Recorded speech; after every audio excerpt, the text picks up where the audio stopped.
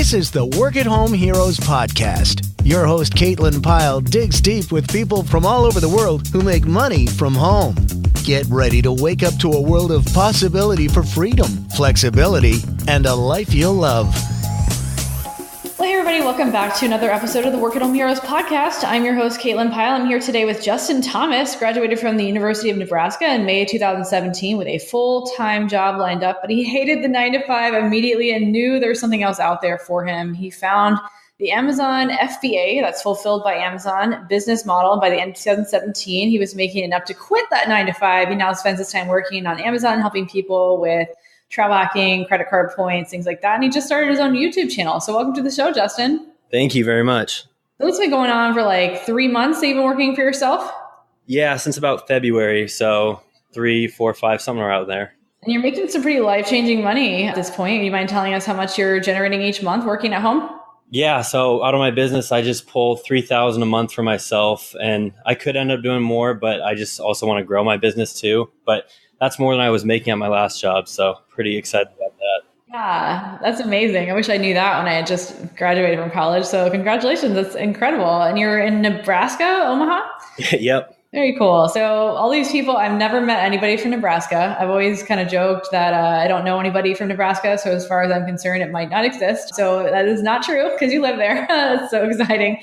But Omaha, Nebraska, you're still making money from home. My point with this is that you can literally make money from anywhere and you've got access to the internet. How are you listening to this podcast right now? So if you're at home and you're thinking, well, I live in Omaha, Nebraska, how the heck am I going to be able to work at home? Well, we're about to find out because Justin's been doing it for 3 months and he's already up to $3,000 a month, and he could have more if he weren't investing into his business. And I think that's smart that you're investing in your business instead of taking more for yourself. So that is excellent. So give us a little more detail. You are from Nebraska. You went to University of Nebraska, obviously a Nebraska fan. You had the full-time job. Give us a little more of a snapshot of your background and what kind of job that was, why you hated it, and how you ended up where you are now.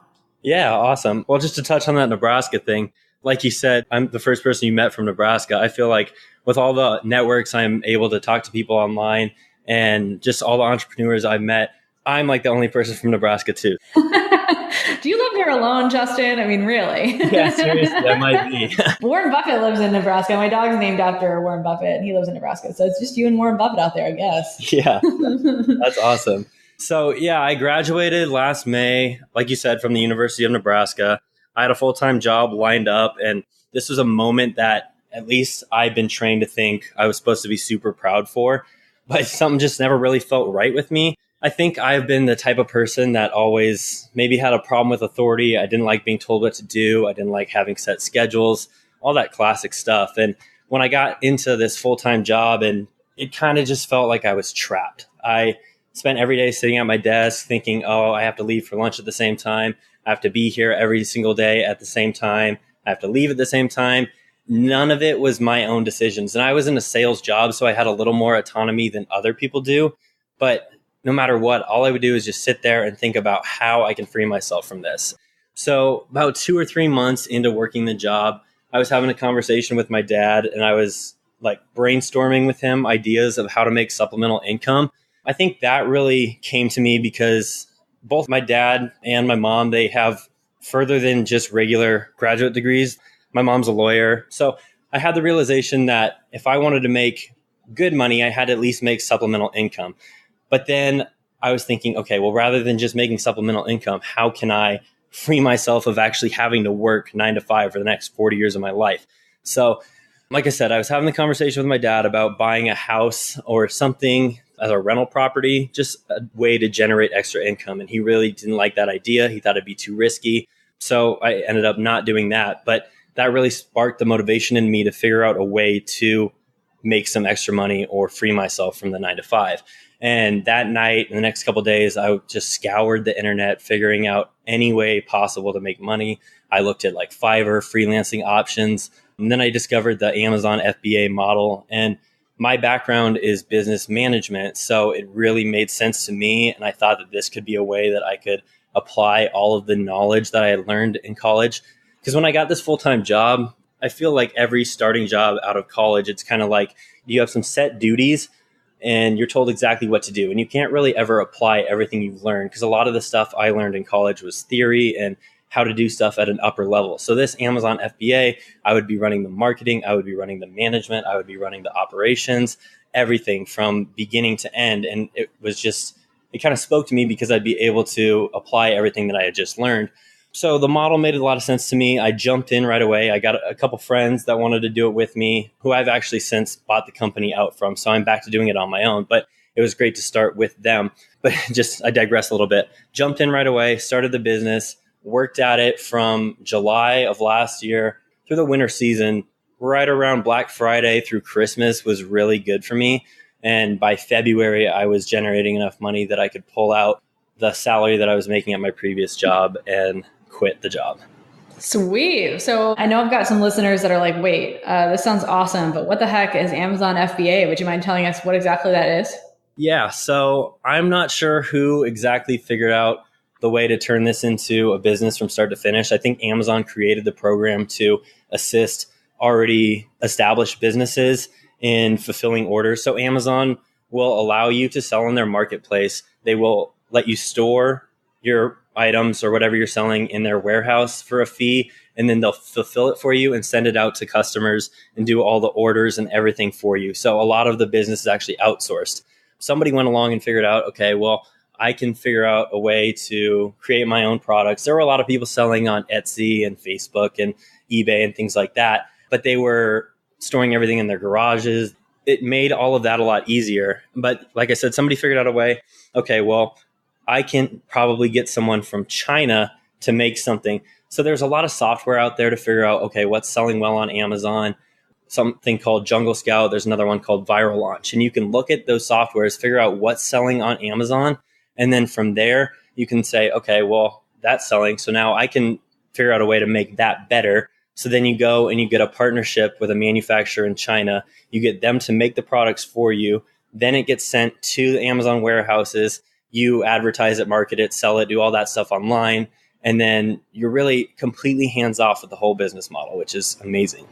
Yeah. And so anybody can do this, right? Yeah. Yeah. That's I think the craziest thing is that you don't have to have this big warehouse because Amazon has all that. You don't have to keep a whole bunch of storage. So what products do you sell on Amazon FBA? So I went a little bit of a different route. A lot of people are selling things that they have no ties to. They'll just see, like I mentioned, what's selling well and then try to copy. For me and my girlfriend, she for a long time has worked with people with special needs. She worked in Easter SEALs camps. And I noticed that a lot of the products that they were using, like weighted blankets and a lot of other things, they just weren't quality. So I kind of wanted to jump in and see if I could add value there. So the main products that I sell are weighted blankets. We have another product coming out that is a microwavable stuffed animal. So you get the stuffed animal and then you can microwave a little pouch that's inside and it comes out feeling warm like it just came out of the dryer. It's awesome, actually. Wow. And I've heard about these weighted blankets. What's the concept behind that? Why do people want weighted blankets? Yeah, so it started out as a sensory product and it's kind of moved on from there to help anyone that has anxiety, restless leg syndrome, anyone that just wants to relax. The whole idea behind it is usually you want to get around 10%, 10 to 15% of your body weight. So most people, it's going to be about a 10 to 15 pound blanket.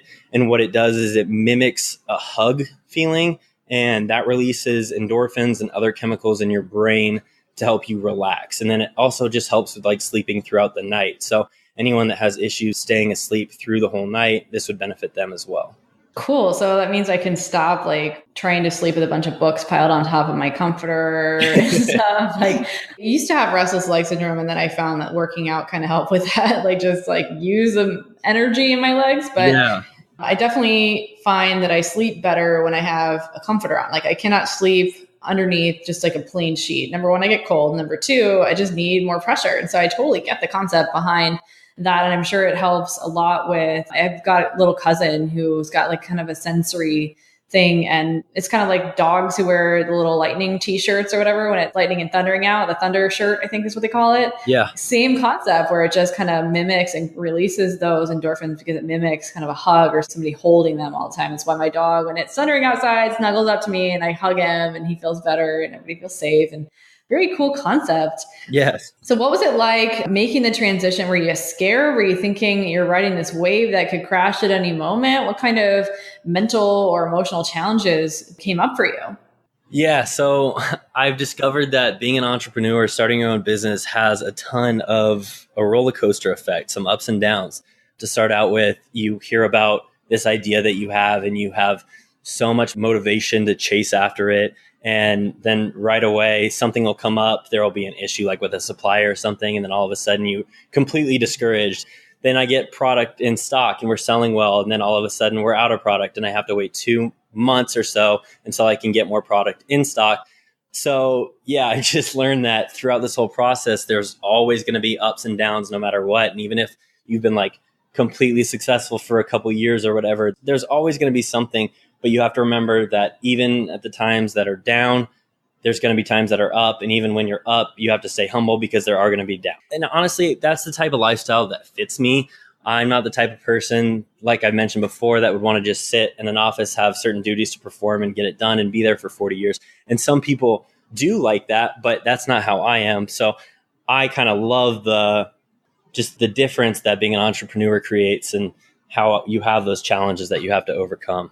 Yeah, absolutely. And I think a big mistake, and we talk about mistakes a lot on the Work at Home Heroes podcast, because I see so many, because there's so many newbies that come into our community. One big mistake people make is that they see these obstacles and they're on the roller coaster just like everybody is. They see these downs, these obstacles, and they think of them as reasons to get off the roller coaster, go home, stop, go back to the boring 9 to 5 that you hated because it's just too scary. And they think they're going to be in the valley forever. Well, you can't have peaks without valleys. You can't have a roller coaster without dips in the road. Understanding that those things happen to everybody, and also surrounding yourself with people listening to podcasts like this one, understanding that it happens to everybody. And it's the people that don't give up are the ones, when it gets tough like that, are the ones that are successful. So it looks like that you've got a good handle on that. And Lord, I wish I had the same handle on that kind of thing when I was fresh out of college. And I'm sure there's people that are listening to this right now that are thinking the same thing. Like, you got a lot out of University of Nebraska. Apparently not everybody is in the same boat. I mean, I didn't have a business degree, but I didn't learn anything about what I do now at college. And so a lot of people find themselves in the same boat. And it's so cool that you realize, hey, I learned all this theory. Let's actually put it into practice. Most people think that they come out of school and they're like, okay, I should be able to do all this high level stuff. And then they get into it and they're like, I have no idea what I'm doing. So you still had to learn a lot after college, correct? Oh, yes. I would say that, especially for this. So like, while I had the theory, I understood supply and demand, all those like basic stuff. With Amazon specifically, there is a huge learning curve. There's a lot of courses out there, which I actually would suggest maybe investing in one of those if you really want to cut that learning curve down. But yeah, at my old job, I was lucky enough that I was technically a trainee. So I had a lot of off time. So I was able to literally spend probably 3 to 4 hours of my workday researching about Amazon. So yes, I was doing so much more research after I graduated college and then applying it. And then, yes, once I'm actually doing the business, and like I said, I have the basics, the knowledge, the theory for accounting, management, all this stuff. Actually having to apply it is a different thing, but it was nice that I had the previous knowledge, because management, for example, like I said, I brought in a couple people as my friends. And then as the business started going, there were issues with the actions that they were doing weren't really producing the amount of percentage that they owned in the company. And you just have to make decisions and be like, okay, well, I ended up buying them out because I was doing most of the work. So I don't know. There's tough decisions that you have to make. And then like with accounting, while I learned that, I hate accounting so much. So I actually have an accountant doing a lot of the stuff for me. So yeah, there was a ton that went into it. There was a lot of research I had to do even once I graduated college. And there's still, I feel like even with entrepreneurship, it's always like a lifelong learning thing. You probably can't become an entrepreneur if you don't want to learn or don't like to learn, because I am on Google about 60 to 70% of the day just looking up new stuff if I ever have a question or anything. And I think that having the ability to Google and research is a huge asset for people that are trying to be or that are entrepreneurs. Yeah, dude, Google University. That's where I got my School of Hard Knocks degree.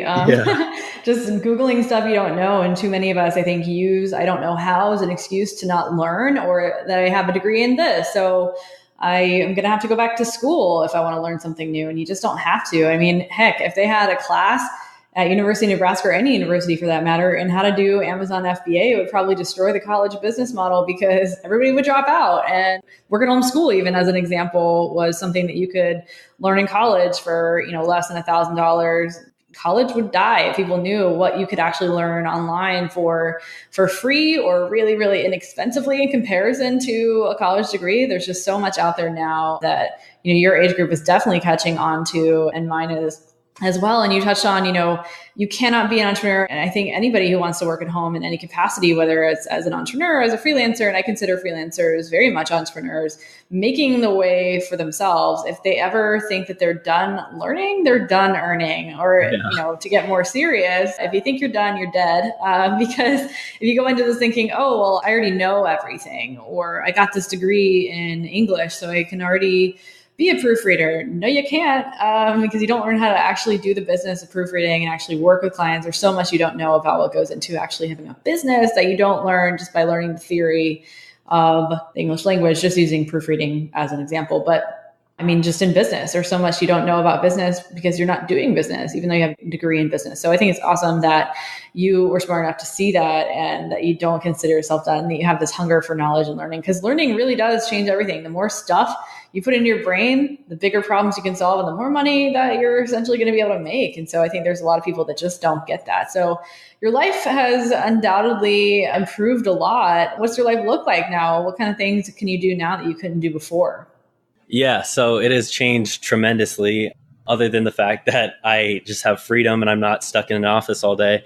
Well, I travel a ton. So in addition to the Amazon FBA, I'm transitioning into getting a lot of that stuff automated with virtual assistants. So I find myself having a lot of free time. So I've been recently teaching people how to utilize credit card points and deals and stuff like that to travel for cheap or travel for free. I've got a small Facebook group of like 1,000 and then a YouTube channel that I'm trying to grow right now. I just, throughout the business, I was the type of kid that got a credit card when I turned 18. I don't know why I wanted one, but I did. I saw that like when you sign up for a credit card, you can get a bonus of like $500. So that appealed to me. So I've like been around credit cards and stuff for a long time. And then with the business, I had to get some business credit cards and I just saw all these rewards stacking up. And I was like, okay, well, this is extremely beneficial and lucrative. And not a lot of people really understand that. Like my girlfriend's dad, he pays for everything in cash. And I just see that and I'm like, okay, well, you could literally trade that out and pay for everything with a credit card and be earning a lot. So just through that, I got a lot of passion to try to help people out. But my day-to-day life, I've got a 10-month-old yellow lab, and being able to quit my job was amazing for that because I would have to come home for lunch every single day and let him out, which I was more than glad to do. But then I had to think, okay, well, he has to be in a kennel for 4 hours until I come home for lunch. He has to be in a kennel for 4 hours after. That's just too much time for a puppy. And being able to quit, I get to spend all my day with him. I get to spend a lot of my time with my girlfriend. It's just nice being able to go for a walk, go golfing, go work out whenever I want, and just having that freedom and know that, especially for me, the entrepreneur that's making money online, I can really do stuff for my business no matter what I'm doing. So I have a lot more freedom and it just makes my life so much easier and it's really, really nice. I love it. Freedom is my favorite F word, and it's really the thing that we're after most. I think a lot of us go into this and then we're like, oh, we want to work at home for ourselves because we want to make money. No, we don't. We want the freedom. We want the flexibility. We want to be able to spend time with our dogs and our significant others and really live life the way we want to. And it's just not so easy when you have to be chained to a desk, essentially a cubicle shaped prison. So what about like other people in your life? Like you had great support from your girlfriend, from what it sounds like. What about like other friends and family? Did you have some maybe negative feedback, people who are really scared or thinking that you're going to destroy your life straight out of college? How did you navigate that? Yeah, so my parents were supportive when I told them that I wanted to start the business. But anytime I would mention that I was going to quit the job to pursue the business, even though it was doing well, it always was handled with a, no, you're not doing that. There's no way. Like just so much negative backlash. And I think that that's probably their age group that just thinks that, okay, you have to have that steady 9-to-5 job. We've been raising you for 20 some years for you to get this. You got a job straight out of college. We were so proud of you. Why would you want to throw that away? And in my mind, like I was in the perfect situation to not work a job with insurance being covered for me until I'm 26, same with my girlfriend, I've got 3 years at a minimum to like try to pursue this as fully as I can. And they still never really understood that. So really with them, what I had to do was quit and then not tell them. And then I told them like a month later that I had quit. So it was kind of that do first, ask for permission later mentality with my parents. As far as friends, initial friends that like came in with me, they saw the beauty of the business model, but I don't think that they fully wanted to jump in. They kept their jobs and I don't think that they intended to. And the other one was in the Navy, so he didn't have the option to quit his job. So they at least saw like the beauty of entrepreneurship and what's out there. And I think that as time goes on, they'll probably come and ask me what they can do to get into this position for themselves or see if they can help me out. Yeah, they're going to regret it. They just need some time to get disillusioned like the rest of us. Yeah, I know. What did your parents say when you finally told them that you quit? So they were having me and my girlfriend over one night because we had talked about like quitting. We had talked about like moving to New York, moving to California. We really had a lot of big plans, but nothing set. I like to just talk to my parents to see what their ideas are on a lot of things. I feel like I'm a little bit more impulsive than they are. So sometimes it's nice to listen to their ideas. But at the same time, I think my impulsivity has helped me as an entrepreneur. But yeah, I go over it and they're like, all right, well, let's have dinner. Let's talk about all the reasons why you shouldn't quit your job. And I was like, okay, well, when we got over there, I was like, I don't want to waste your time because I already quit about a month ago. And they were like, oh my gosh. They were so upset for like 5 minutes or so. And then once they realized there's nothing they could do about it, they were like, okay, well, at least your business is doing well. You seem to be doing fine. They kind of then at that point, once it was either they fight with me or they just go along with it, they started to realize that, okay, this really isn't that bad of a time to do it. And if your business doesn't do well, then you can go out and get another job. And honestly, I feel like this way, and I think they've started to see it, I'm probably going to be stronger in the job market from pursuing this business and learning all of these other skills that have to do with business. So hopefully it doesn't come to that. But if it does, I feel like we will be safe.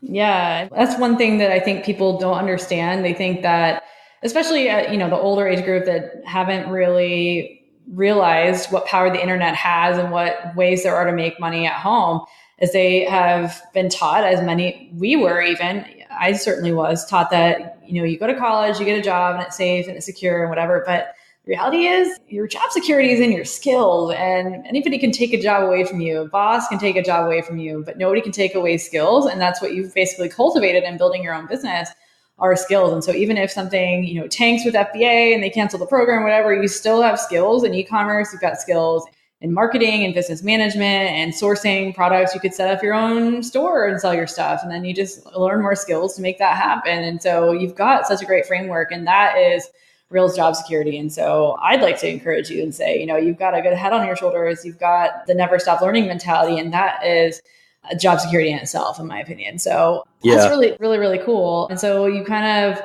get to do whatever you want to do. You've got the dog, you've got the girlfriend, you get to do things on your own time. And, eventually your friends are going to be like, dang, we really missed out on something. And they're going to be asking you, hey, can you help me get started? And you're like, yeah, $500 an hour because I'm really busy now. Right. We'll see how that goes. What about getting yourself on track for a good day, your morning routine? What do you do in the morning to set a good trajectory for the rest of your day?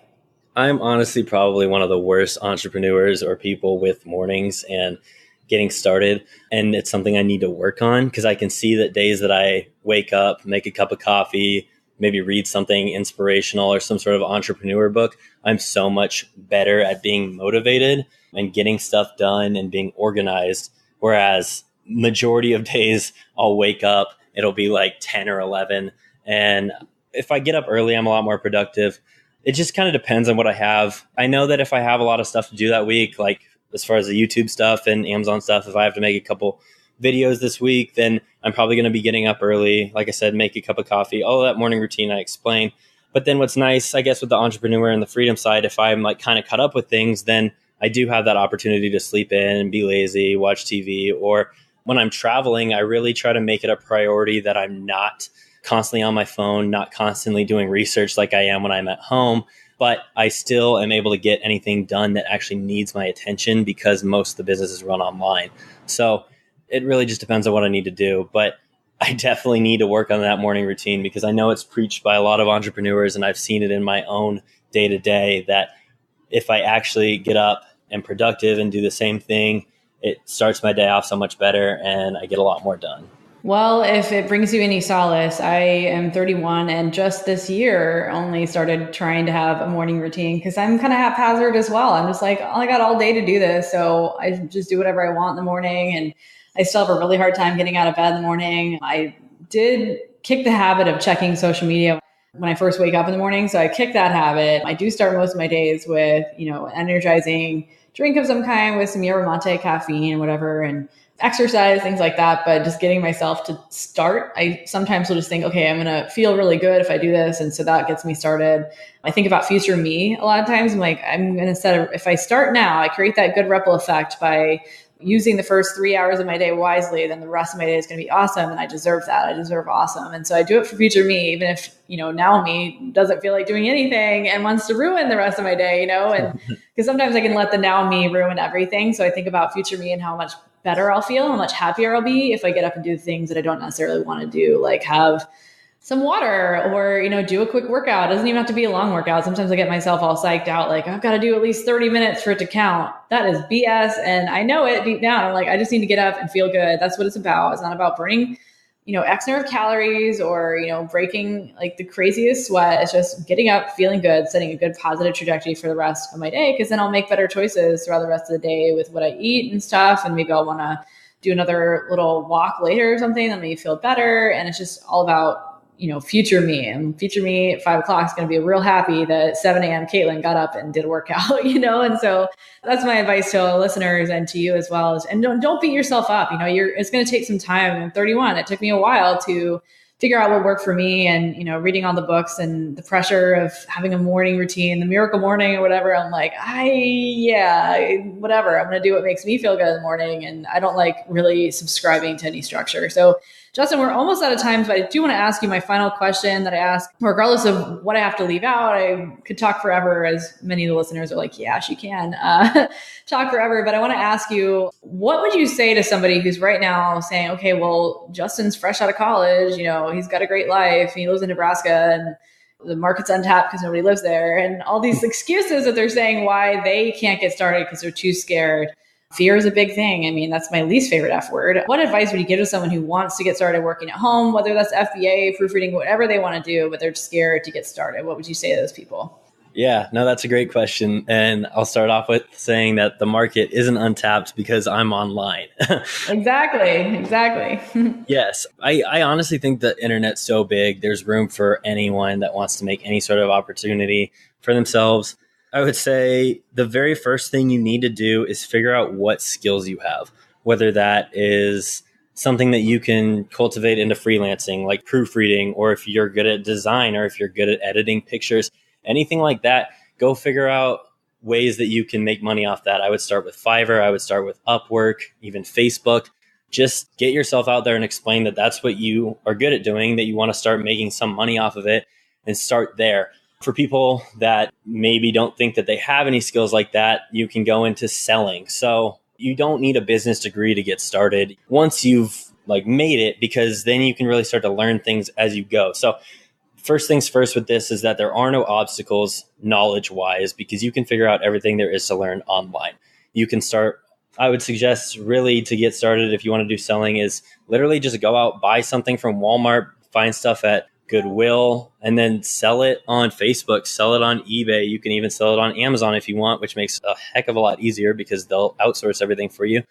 And then just start scaling, start learning more. But the very first thing you need to do is take action and get started. Yeah, absolutely. And a lot of our guests say a variation of that exact thing. Just stop trying to figure it all out before you get started, because you can just go and figure it out as you go along. Because step 58 ain't going to make any sense until you've done steps 1, 2, 3, all the way up to 57. 58 will make sense when you get to that point. So just get started. Justin, I want to say thank you so much for being on the show. You're on Facebook. I just told you before we started recording that I recommend you get a blog. So when you get a blog, we'll be able to put the link in the show notes. But find Justin on Facebook. Go into the Work at Home Heroes Facebook group. We're going to tag him there with the link to this episode. So you can listen and talk to Justin directly about how he got started in FBA, ask him some follow-up questions for the interview, friend him on Facebook. Internet's a big place, so let's all be friends. Thanks again so much for being on the Work at Home Heroes show, Justin.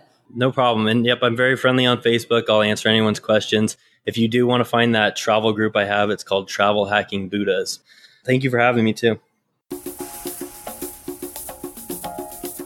Well, thanks again for listening, everyone. I hope you got some value from this episode. There will be links in the show notes. As always, feel free to join our Work at Home Heroes Facebook community where we discuss all the episodes in a dedicated thread. If you found this episode useful or any of the past episodes, I'd love it if you would leave us a review. It will help us reach more people with our message and keep bringing you these success stories. Talk to you in the next episode. Thanks for listening to the Work at Home Heroes podcast with Caitlin Pyle. Be sure to listen to previous episodes at caitlinpyle.co/podcast. While you're there, read the show notes and check out all the great links and resources mentioned in this episode and more. You can also subscribe to the Work at Home Heroes podcast so you'll automatically be notified when our next episode is available. Remember, as Caitlin says, mo skills means mo money.